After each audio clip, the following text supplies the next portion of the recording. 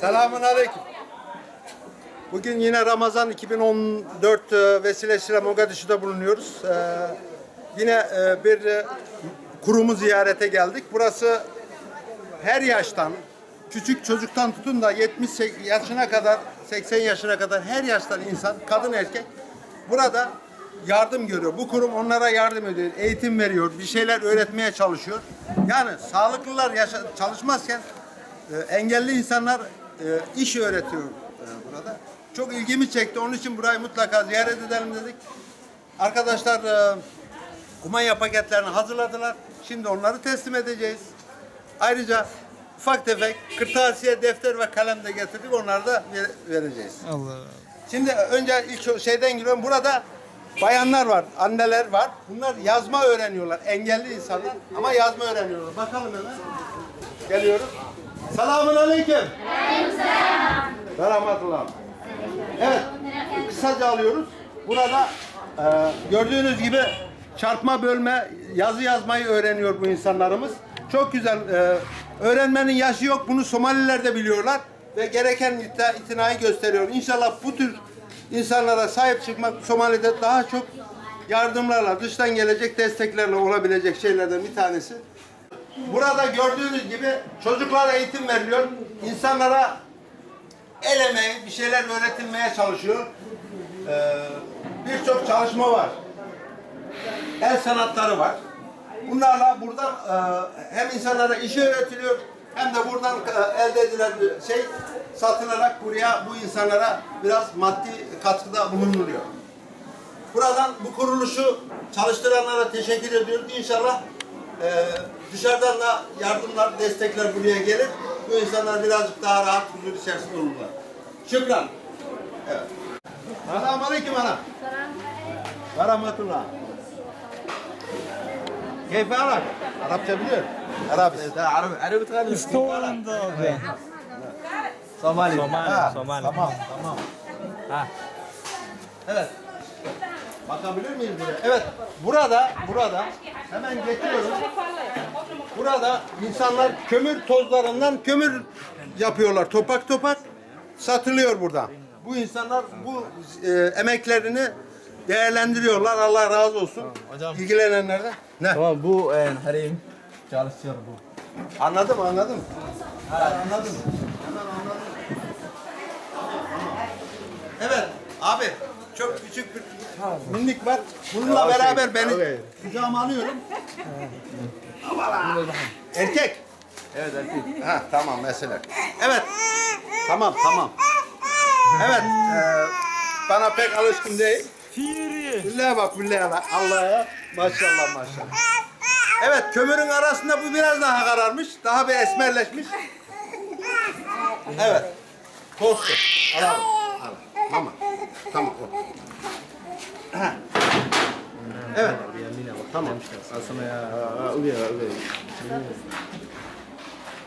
Bu gördüğümüz şeyler kömür tozlarını yapıştırarak, yuvarlak haline getirerek burada kurutuyorlar. Sonra satıyorlar. Buradan bir gelir elde ediliyor. Bunları yapanlar, söylüyorum tekrar, engelli insanlar. Somali Mogadishu. Devam ediyoruz. Selamun aleyküm.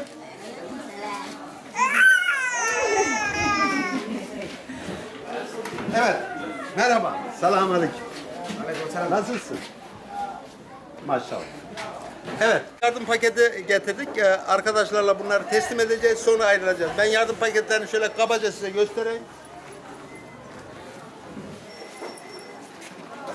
Evet abi. Paketlerde pirinç, makarna ve özellikle un var. Evet. Bu ağırlıklı küçük paketler bunlar.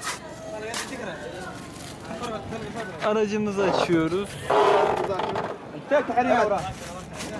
Burada da yükledik. Ayrıca bir başka aracımız başka yere gönderdik değil mi abi? Tamam. Evet. Bunları da burada arka tarafta da kırtasiye malzemeler var.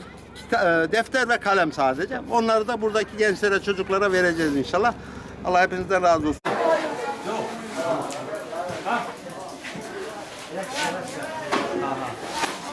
Tamam.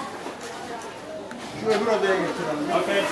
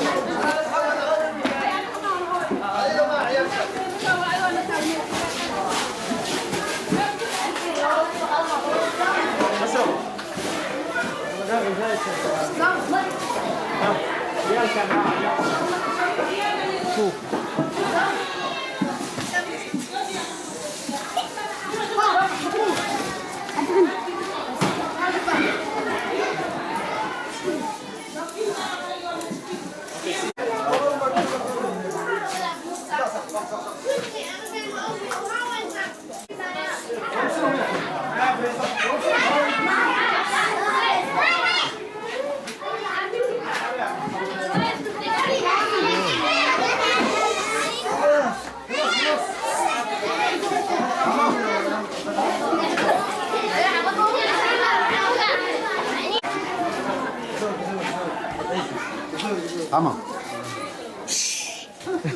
Masih hari.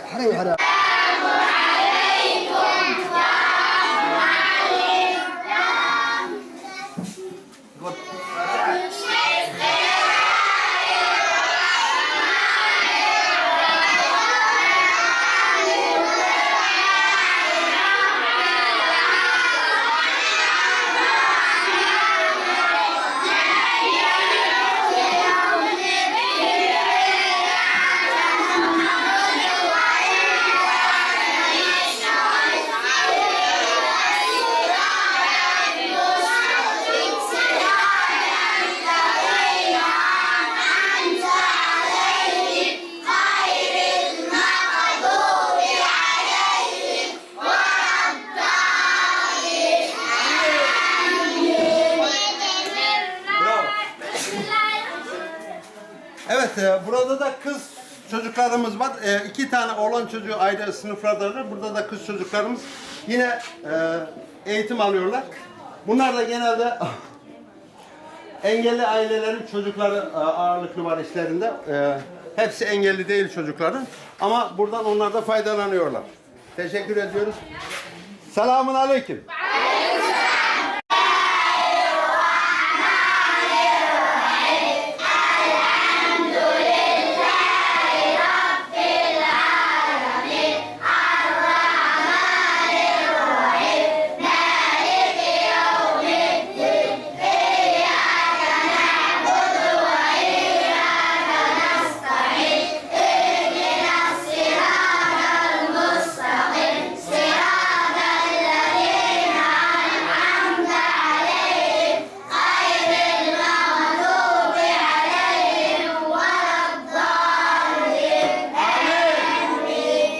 Mogadishu'dan dünyadaki açlığı buradan da protesto ediyoruz.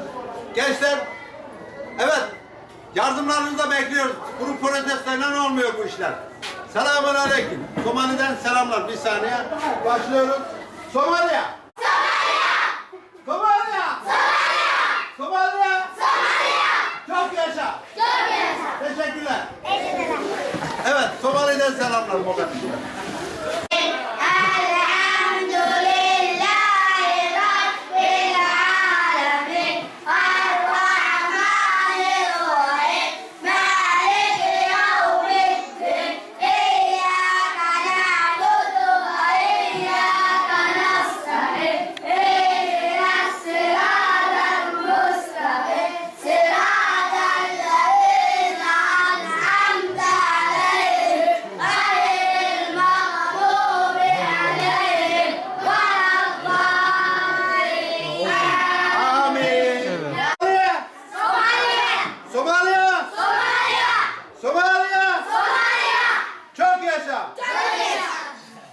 Evet, Somali'den tekrar devam ediyoruz.